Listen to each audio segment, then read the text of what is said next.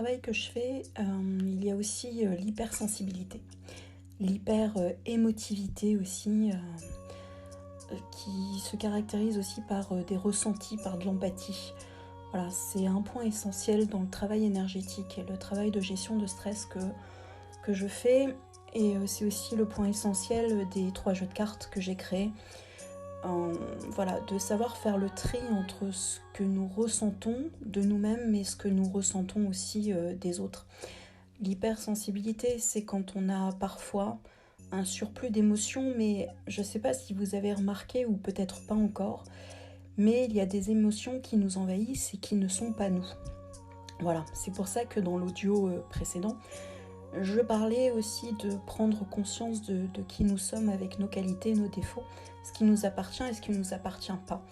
C'est un peu la base du nettoyage énergétique. Voilà, on peut être envahi par des pensées, on peut être envahi par des émotions ou même envahi par des colères ou des sentiments qui en réalité ne nous correspondent pas du tout. Il y a des gens qui ont même parfois l'impression de devenir fous en se disant mais c'est pas possible, pourtant je vais bien, ma vie va bien, tout se passe bien et je ressens une angoisse, je ressens une émotion, on dirait qu'elle m'appartient pas, on dirait qu'elle appartient à quelqu'un d'autre. Voilà, et ça c'est vrai.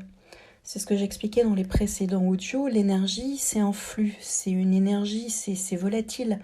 Ça va, ça vient, c'est quelque chose des fois d'invisible et presque d'imperceptible. Voilà, ce sont des gens en hypersensibilité, en hyper-émotion, qui arrivent en fait à le capter, comme s'ils avaient des antennes, on va dire, supplémentaires pour ressentir et décoder ce genre d'énergie.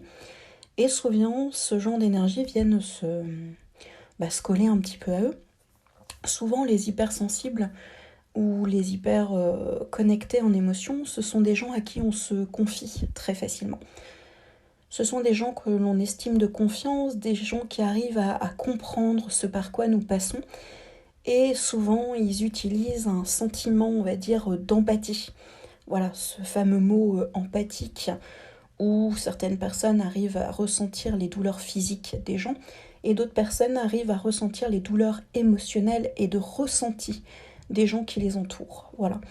Et ça, savoir faire le tri des émotions qui nous appartiennent et des émotions qui ne nous appartiennent pas, c'est un vrai plus. C'est un vrai plus pour éviter de nous noyer dans des états d'angoisse et de stress, d'où mon activité de consultante en gestion de stress également, parce que quand on a des énergies que l'on a absorbées, on se retrouve dans des états de stress intense. Voilà.